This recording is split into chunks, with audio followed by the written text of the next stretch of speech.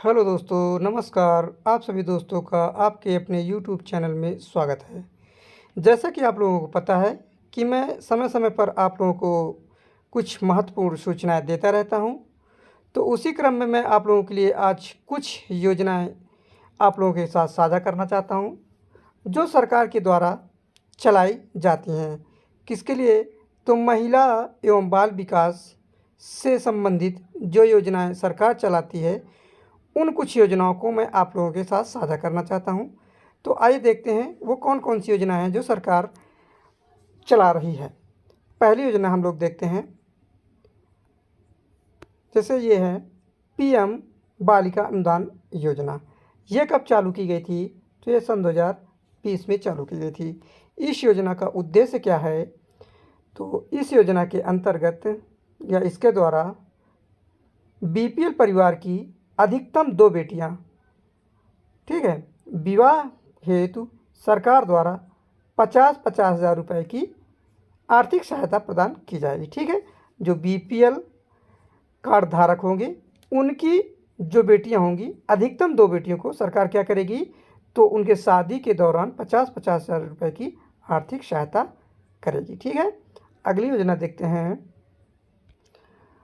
सुरक्षित मातृत्व आश्वासन, या इसी को कहते हैं हम लोग सुगम योजना। यह कब लागू की गई थी? तो ये सन 2019 में लागू की गई थी। इस योजना का उद्देश्य क्या है? तो इस योजना के अंतर्गत गर्भवती महिलाओं और नवजात शिशुओं की मृत्यु को रोकने का प्रयास सरकार द्वारा किया जा रहा है। तो इससे आप लोग समझे होंगे कि कुछ जो गर्भवती महिलाएं होती हैं, जब गर्भ धारण कर लेती हैं तो गर्भवती होती हैं, उस समय उनकी मृत्यु हो जाती है, या कुछ बच्चे जब जन्म लेते हैं, शिशु होते हैं, जन्म लेने के 2-4-10 दिन या 15 दिन या महीना या उसी दिन उनकी मृत्यु हो जाती है। तो इसकी रोकथाम के लिए सरकार ने क्या किए हैं? इस योजना का आरंभ किया है। ठीक है, अगली योजना देखते हैं हम लोग, सुकन्या समृद्धि योजना। ये कब लागू की गई थी? सन 2015 में लागू की गई थी। और इसका उद्देश्य क्या है? तो माता पिता लड़की के नाम 10 वर्ष की कम आयु में बैंक में खाता खोल सकते हैं।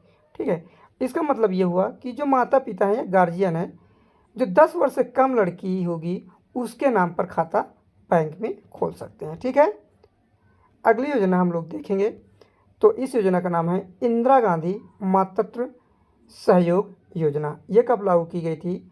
सन 2011 में लागू की गई थी। इसका उद्देश्य क्या है? तो यह स्कीम गर्भवती तथा स्तनपान कराने वाली माताओं के लिए किया गया है। मतलब कह सकते हैं कि जो गर्भवती महिला होती हैं या स्तनपान कराती हैं, तो उनके पोषक तत्व, कौन कौन से पोषक तत्व उनको चाहिए, तो उन पोषक तत्वों को सरकार द्वारा प्रदान कराया जाता है। ठीक है, इस योजना का ये उद्देश्य हुआ। आइए हम लोग देखते हैं अगली योजना, सबला योजना। ये कब लागू की गई थी? तो सन 2010 में। इस योजना का मुख्य उद्देश्य क्या है? तो किशोरियों की अधिकार हेतु राजीव गांधी स्कीम, इसी को हम लोग राजीव गांधी स्कीम या सबल योजना कहते हैं। ठीक है, तो इसके द्वारा क्या होता है, कभी कभी हम लोग जो किशोरियाँ होती हैं उनके अधिकारों का हनन होता है, तो उनके अधिकारों को दिलाने के लिए सरकार ने इस स्कीम को प्रारंभ किया था। तो मुझे आप लोगों को ये कुछ जानकारी देनी थी। तो ये अगर जानकारियाँ आप लोगों के लिए अच्छी लगी हों तो वीडियो को लाइक करें, चैनल को सब्सक्राइब करें और ये वीडियो अपने दोस्तों तक ज़रूर शेयर करें। Thank you. जय हिंद, जय भारत।